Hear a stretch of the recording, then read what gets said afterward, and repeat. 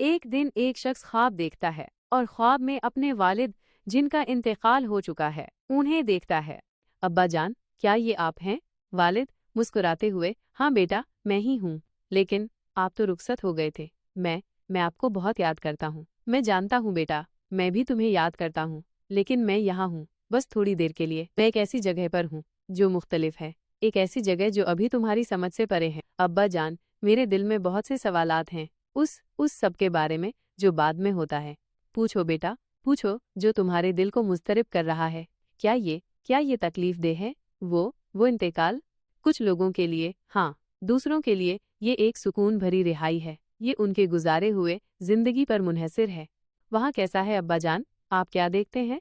मुतफक्किर दिखते हैं। ये नूर और समझ की दुनिया है। जिन चीज़ों के लिए तुम यहाँ जद्दोजहद करते हो वो वहाँ वाज़े हो जाती हैं। वहाँ सुकून का एहसास है, इल्म का एहसास है। क्या आपको हमारी याद आती है? सब कुछ?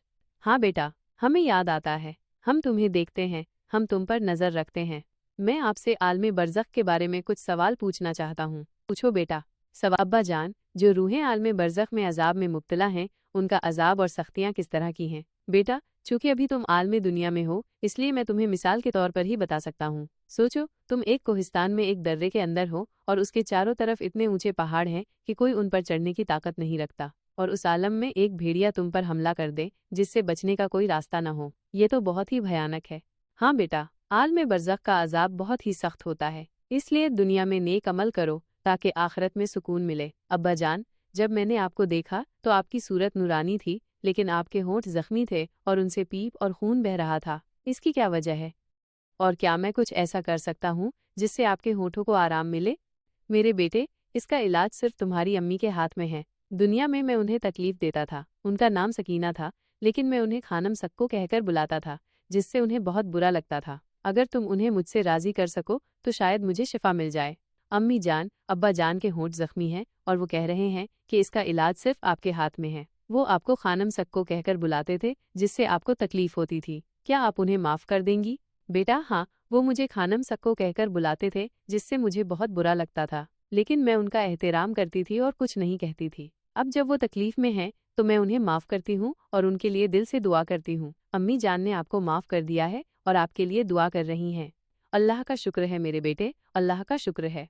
फिर मैंने दरियाफ्त किया कि मैंने दुनिया में आपके लिए जो उमूर खैर आपके लिए अंजाम दिए हैं वो आप तक पहुँचे या नहीं, और हमारी खैरात से आपको किस तरह से फ़वायद हासिल होते हैं।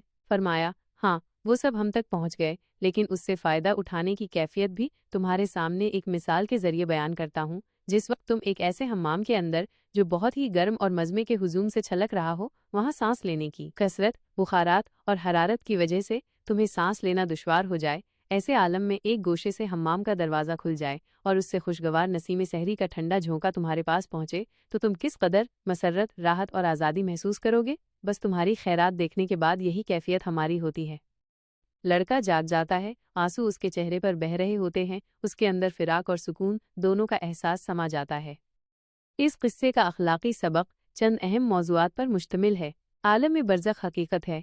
ख्वाब आलम बरज़ख पर ईमान को मजबूत करता है। ये इशारा देता है कि फ़ानी मौत के बाद भी ज़िंदगी जारी रहती है। आमाल का नतीजा होता है। आलम बरज़ख में मुख्तलिफ तजर्बात के बयान से ये ज़ाहिर होता है कि दुनिया में किए गए आमाल का सीधा असर मौत के बाद की ज़िंदगी पर पड़ता है। नेक ज़िंदगी की अहमियत, वालिद की नसीहत रहमदिली, ईमान और नेक आमाल की ज़िंदगी गुजारने की अहमियत पर जोर देती है। ये इस ख्याल को मजबूत करता है कि एक साले ज़िंदगी पुरसुकून आलम बरज़ख की तरफ ले जाती है। याद की तस्कीन, ख्वाब में वालिद की मौजूदगी बेटे को तस्कीन देती है, उसे याद दिलाती है कि अजीज़ हकीकत में रुखसत नहीं होते और वो उस पर नज़र रखते हैं। मर्ज़ी इलाही पर एतमाद, मौत की कबूलियत और दुनिया में अपने मकसद को पूरा करने की हौसला अफजाई। मर्ज़ी इलाही पर एतमाद और इस एतराफ़ को ज़ाहिर करती है कि ज़िंदगी और मौत एक बड़े मंसूबे का हिस्सा हैं। दुआ की अहमियत, वालिद कहते हैं कि वो और दूसरे बेटे के लिए दुआ करते हैं और ये दुआ की ताकत को मजबूत करता है। ये ख्याल कि आलम बरज़ख में ऐसा इल्म है जो दुनिया के इल्म से कहीं ज़्यादा है।